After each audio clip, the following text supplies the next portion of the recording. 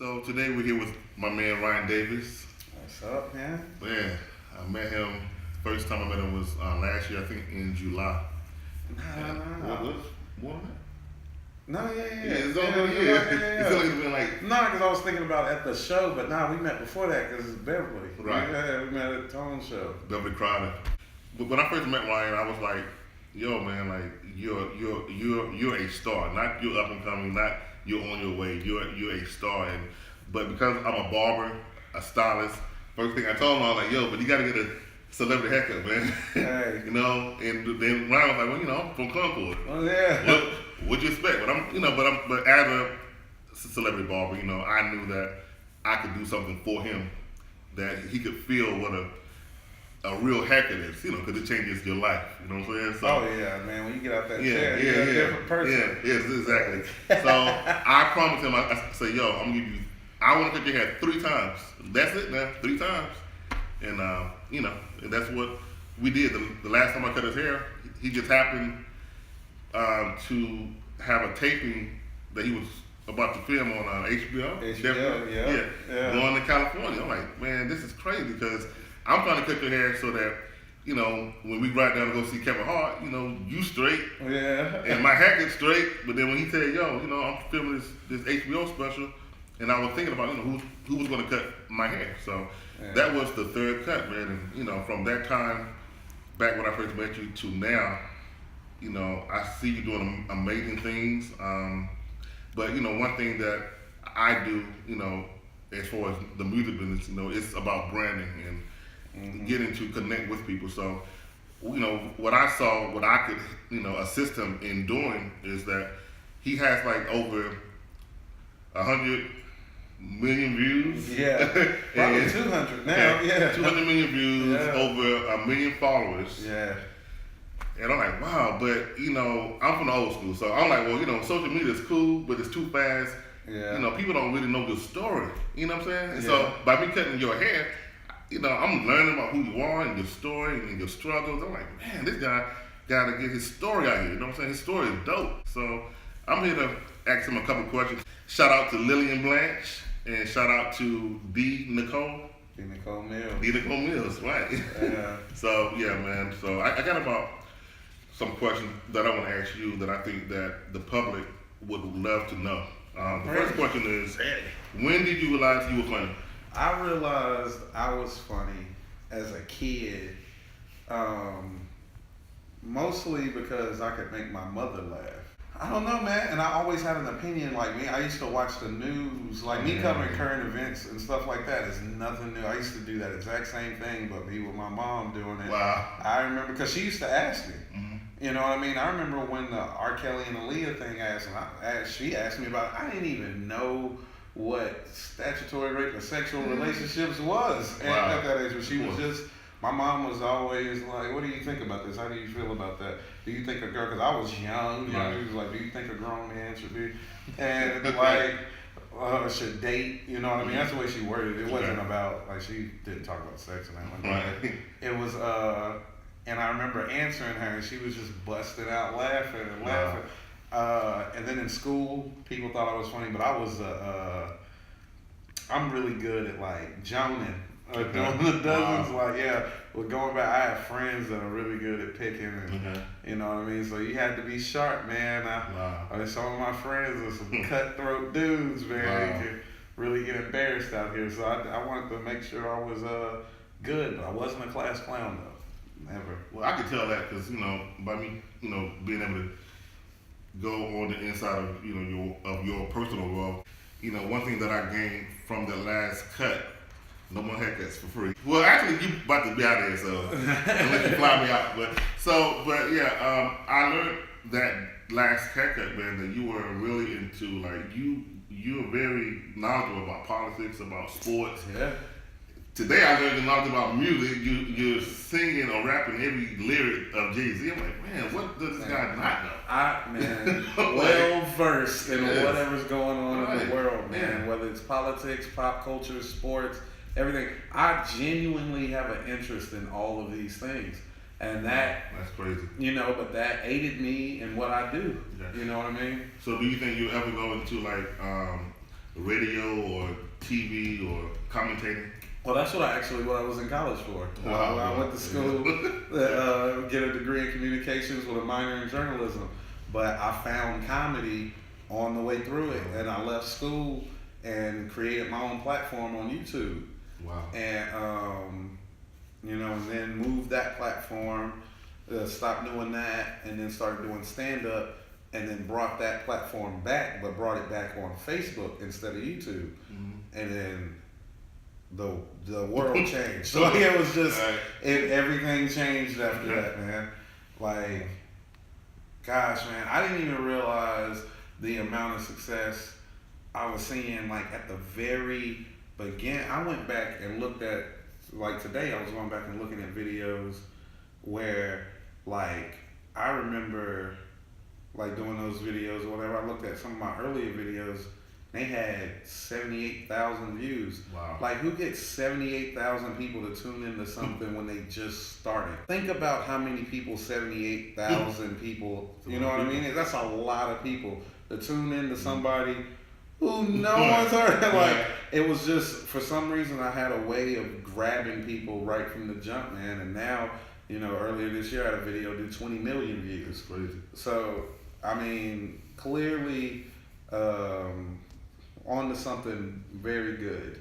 Yeah. You know what I mean? I'm building on something very good, and I'm glad that the public has embraced me the way that they have. Well, I think that, first of all, like, even with the music business, to me, the artists that have a signature voice, a sound, a look. Yeah, nobody definitely looks or sound like me. I would describe my look and sound both unattractive but somehow appealing to the public. Okay. Hey, I hear my voice all the time and I'm like, why do people gravitate toward this? But I really don't sound like anybody else. Yeah, man. And that's to me, that's what sets you apart. You already got the big eyes as most the funniest comedians have. Anyway. So let's go on to another question, because we've skipped through this conversation about 4 of them already. So how do you come up with your material? One, it just has to be things that are interesting to me. Mm-hmm. If I don't have an interest in it, I could talk about it. I can give you my opinion on it. But to give you, like, whenever I'm interested in it, that's when you're going to get me attacking it from different angles or whatever and finding the funny in it, because I'm so interested in it, I can just dive in it like that. So, and I feel like that's what's going to help me put the best product out there. It has to be something I'm interested in, and I'm not interested in the same things as everybody else all the time. Just because something is a big story and it's great doesn't mean, like the whole Tyrese thing. Whenever Tyrese had his breakdown about his daughter or whatever, everybody was like, oh, I know you're going to get on it. Nah, I'm a father. And I have a little girl, and there was a time where I didn't get to see her like I wanted to, and I could feel that man's pain when I watched that. That wasn't funny to me. I didn't see nothing funny in it. You know what I mean? Which was so crazy, because that's when I was like, they were like, somebody had made fun of Tyrese, and I was like, dang, what is he doing this time? And I went to his page, and that's when I found out that Tyrese actually follows me on Instagram. Which was even more reason to be like, hey man, this dude not only does, like, I identify with the situation, but this dude clearly is a supporter of mine. Even more reason for me not. I'm not going to attack and make fun of people's. Like, if I make fun of you, I feel like it's not something that's like a moment in your life when you're at the bottom. Of course. You know what I mean? When you hit rock bottom, that is not the time for me to kick you. I can bring you words of encouragement. You know what I mean? But nah, just like when Cat Williams had that deal with that kid jumping on him when he was just trying to give back. And that happened right after he had the whole thing at the club in Philly and all of that. Look, man, when people seem like things are just not going their way, it's not my job to be some type of bully and kick somebody with their down. I like to report the stuff that's happening in the world and do it in a funny way. But somebody's life being in a downward spiral is not funny to me. You know what I mean? But that's the Southern in me too, man. I'm religious. You know what I mean? So Yeah, you don't treat people like that, man. Good thing. You young comers out there trying to make it. Yeah. Listen, man. There's so many ways. Like Michael Blackson picked on Tyrese, right? Mm-hmm. But he didn't pick on Tyrese. Mm-hmm. He was like the crying and stuff. The way he did that video was very light skinned of him, and the dark skinned brothers has got to trade him to another team. That was funny to me because he's not picking on the fact that he's crying or he's not. He's just saying, yeah, bro, we don't do stuff like that. So it was and it was funny. And then Tyrese said that that he thought it was funny or whatever. That's the way you attack it. When you're a real comedian, you find the ways to attack things in a way that you could still do it and still not offend people and still not, you know what I mean? And just because somebody gets offended doesn't mean it's bad. Okay. Because unfortunately we live in a world now where everything offends people. Everything. So just, you know what I mean? Actually, a joke isn't that great if it doesn't offend somebody. So who or what is your biggest inspiration? My biggest inspiration is my kids.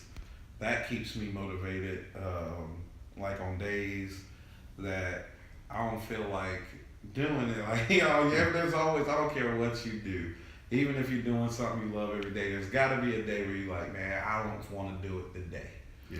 But then I understand my responsibility to show my children what hard work and dedication and putting your all into something looks like. Mm-hmm. So that motivates me to get up. What motivated me to even try comedy in the first place is,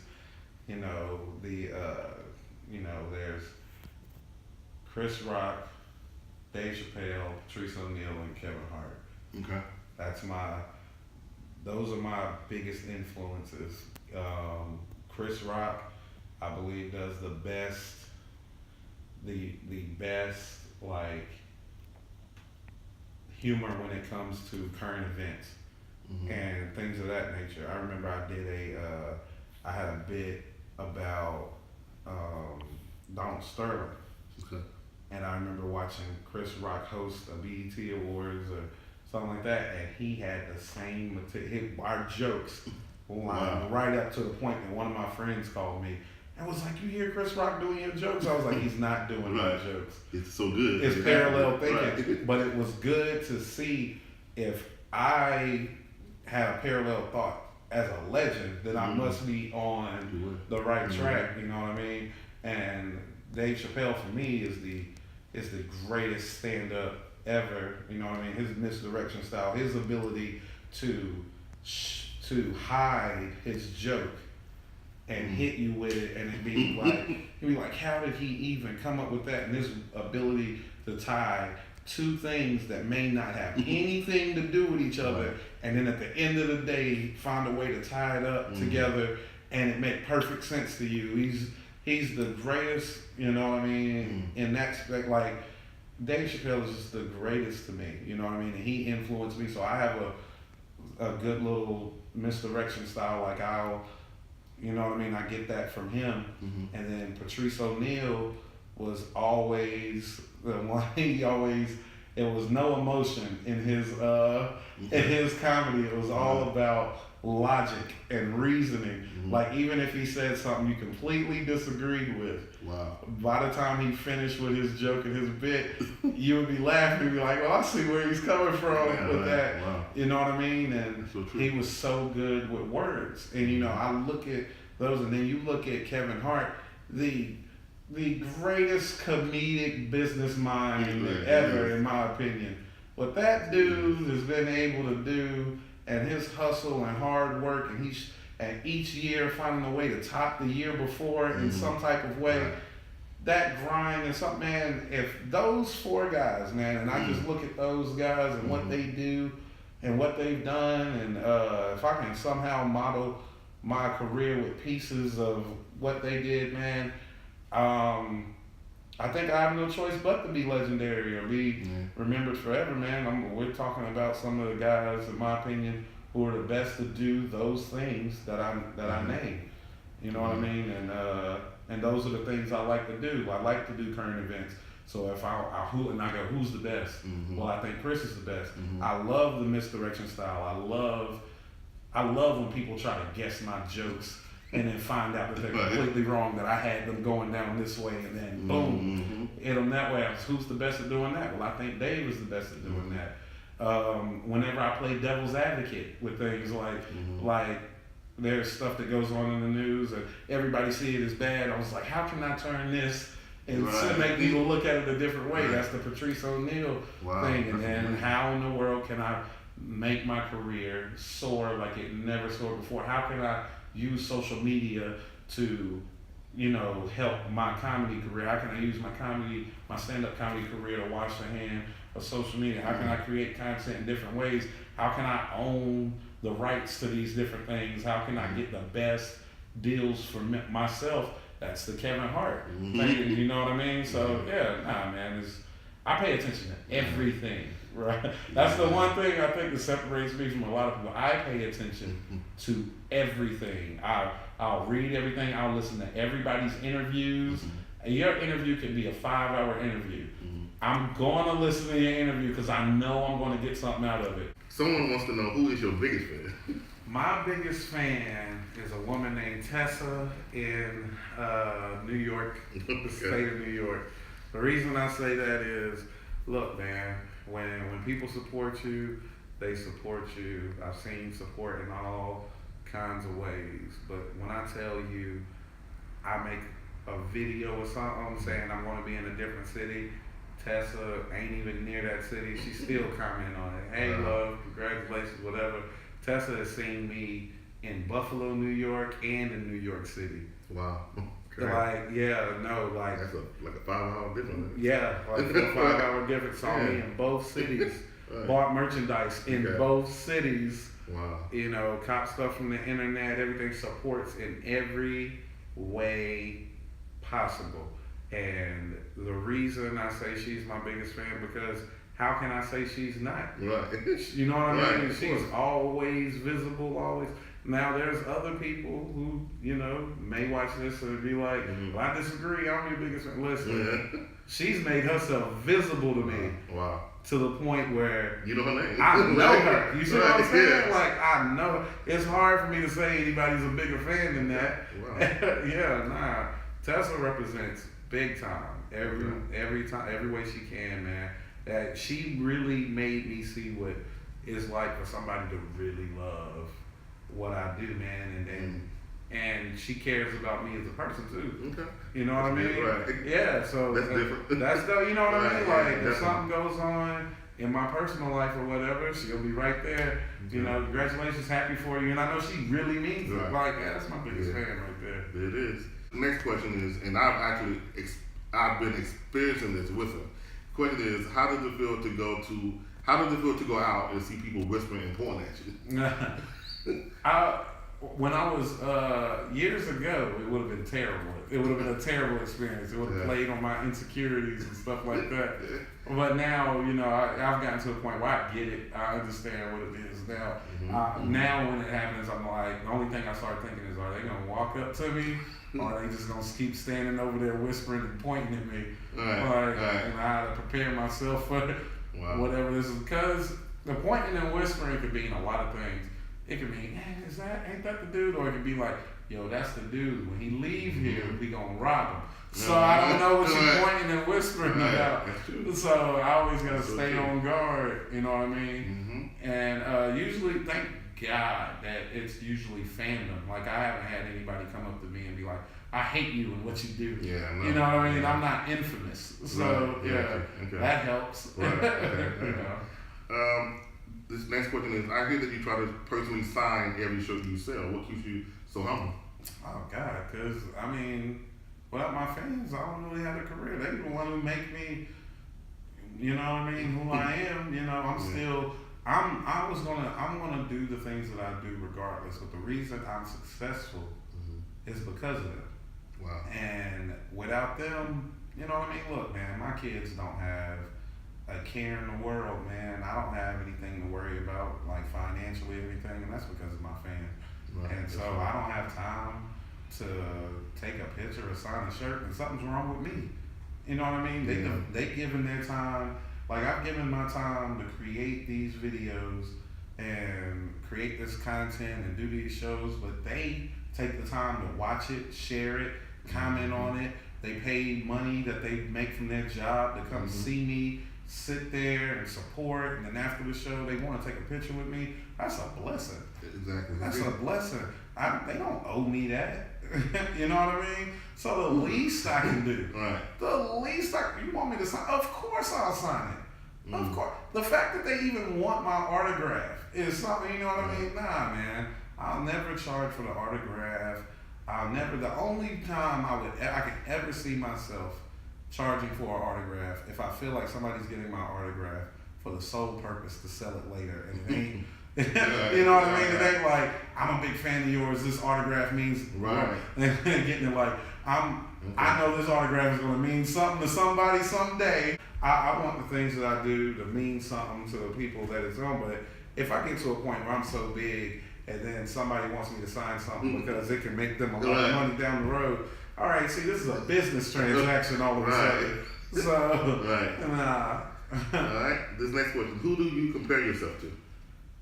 I don't think there's anybody like me before me, to be completely honest with you. That's not even on some like arrogant type stuff. It's just at all, by the way. It's more like things change all the time. And because things change all the time, you won't get, I'm not like, I look like the people I named, I'm not a repeat version of them because I'm younger than them.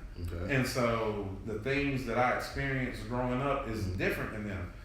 And like Chris Rock and Dave Chappelle and Patrice O'Neal, they didn't master social media because they never had to master social media. That wasn't a thing.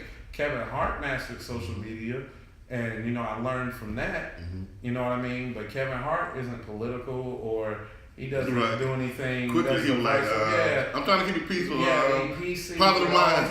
Right. You know what I mean? So I'm not like him in that respect, and you know, perspective at all.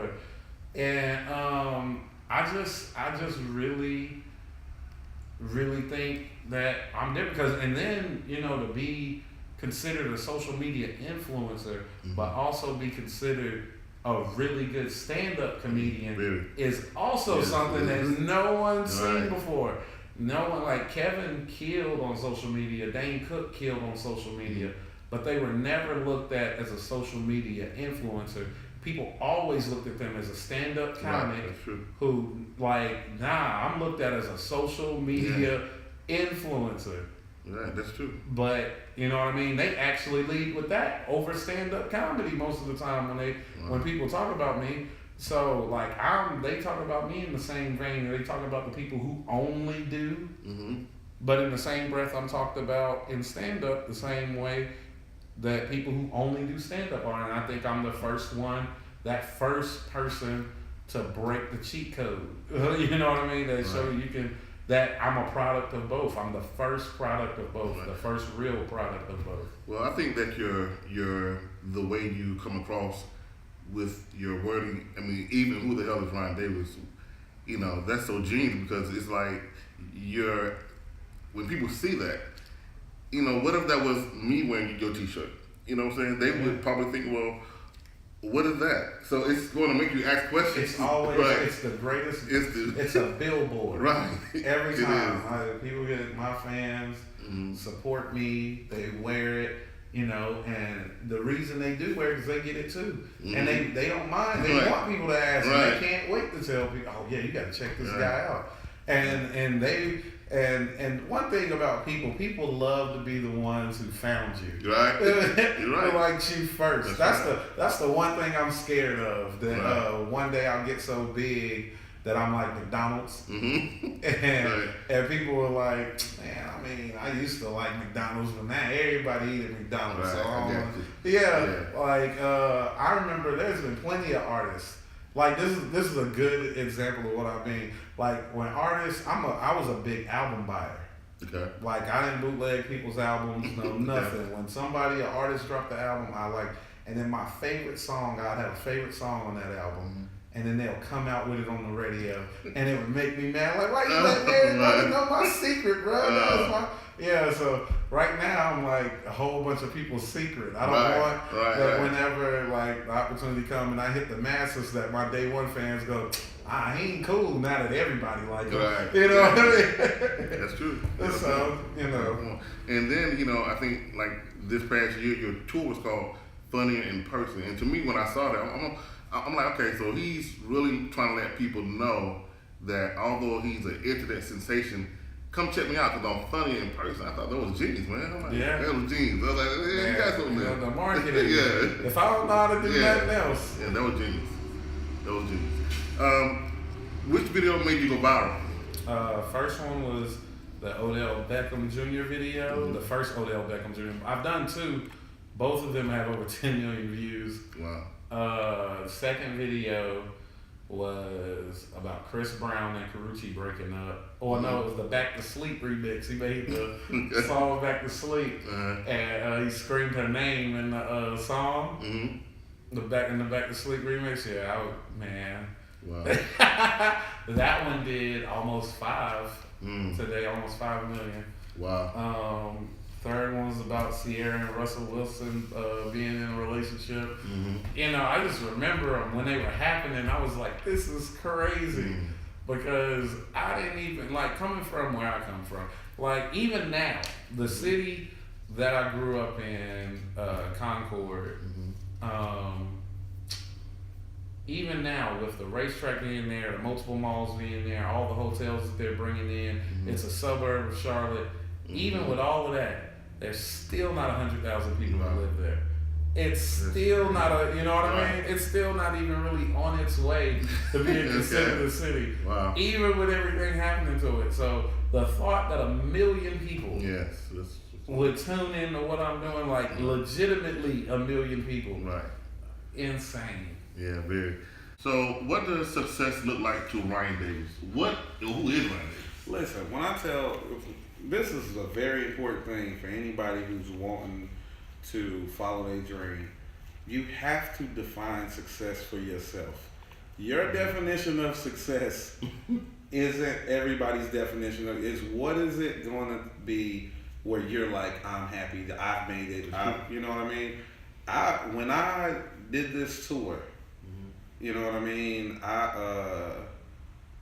I was like, I still had, man, like I'm still hungry, you know what I mean? I still ain't made it, like I can be considered successful, you know what I mean? I did a national tour through more than half of this country, you know what I mean? That's, you know, but even then I'm like, I still ain't got there, but you know I have I have achieved some success.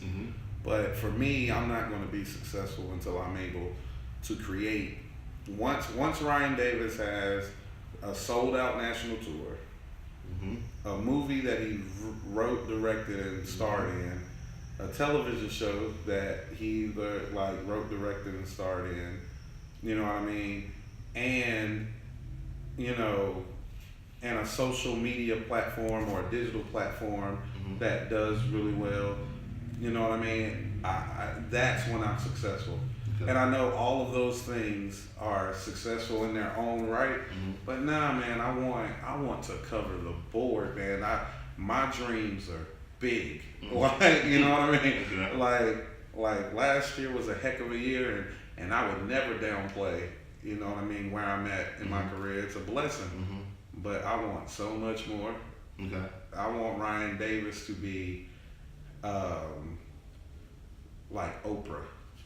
Like when you know what I mean, when you say Ryan Davis, that you don't say nothing. What else is there to be said? When you say Oprah, what else is there to be said? That name stands alone, and I want my name to stand alone. I think that it is now. You know, that's just the vision. I appreciate that. I mean, the name is. I mean, although it's common, it's so broad. That's what. It's the common Ryan Davis. It's like it sounds good. It sounds theatrical. I thank my parents for that. Okay. Well, actually, the next question is, how do your fans feel about your coming career? They are so happy. They are so happy and supportive. It's so funny. I think it just messes them up. My dad had me laughing. My dad was like, "Yeah, at work, I'm famous." because he's my dad. Right. And it's so funny. Because my dad is like the funniest person in the world to me. Wow. I think he's the funniest man to ever step foot on this earth. The only reason he's not where I am now is he don't see the world the way that I see it. Okay. I see opportunity. Right. You know what I mean? When I look at things, some people are just funny because that's who they are. Mm-hmm. I was like, I need to capitalize on this gift. Mm-hmm. That's the only difference. But I'll probably never be as funny. I'll probably never be as funny as my father. Wow. But my mom, she calls and lets me know how proud she is of me, man. And I think they think it's cool. I think it's a big deal to me, about to be on HBO because we used to sit down and watch HBO specials as a family. We used to watch, Def Comedy Jam as a family.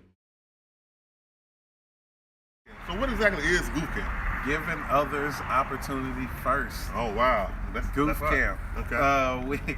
It's a group of very talented young comedians, man. Like people think I broke out first, but there's no doubt in my mind that the other guys are soon to break out. Wow. Especially Juwan Cap and Austin, man. Those two dudes are super funny and super creative. The only thing that was missing was the experience. They're younger than me. Okay. So, you know what I mean? But they got it, man. And we put together shows everywhere, like Greensboro. We've had Greensboro shows. Then I had My Room. They've done shows in different states, like Virginia and Florida and everything, where we put other comedians on and everything, man. It's building like a comedy empire, really. Right. So this is going to be a wrap for Who the Hell is Ryan Davis? Check them out December 22nd, HBO. Hey, man. It is, Absolutely, man. Mr. Funny Man. So, I'm alright. I'm alright. Alright. Yeah, man. So what's after HBO? HBO is back on the road, man. New Year's Eve with Gary Owen and Jess Hilarious, and then my tour starts up again. Okay. And Valentine's Day with Marlon Wayans and out in Oakland. I think I'm gonna come out there. I know some people. All right. Yeah. So still cooking. All right. Still cooking. Actually, the next year's tour is actually bigger than this year's tour. Wow. Yeah. So what's gonna be? Have you thought of a name yet for this tour? No, I'm still thinking accountability tour. Either that or the dual threat tour. I have no idea. It's and why dual threat? Because of the two. Yeah, I think I'm really the first. Well, actually, it's triple threat. Yeah. How you feel? Where was the third one? The third one was with the radio. What you call it? What you call it for? Yeah. Communication and journalism. Yeah. So, really. Because I see it somewhere, whether it's on a TV show or with an acting part. Yeah. Right. So that's what I'm saying. Just really trying to be the comedy renaissance. Yeah. Well, you're gonna be that, man. You're gonna be that, man. It's a pleasure. Oh man, always a pleasure. So, KQ, Ryan Davis, we out. Out of here.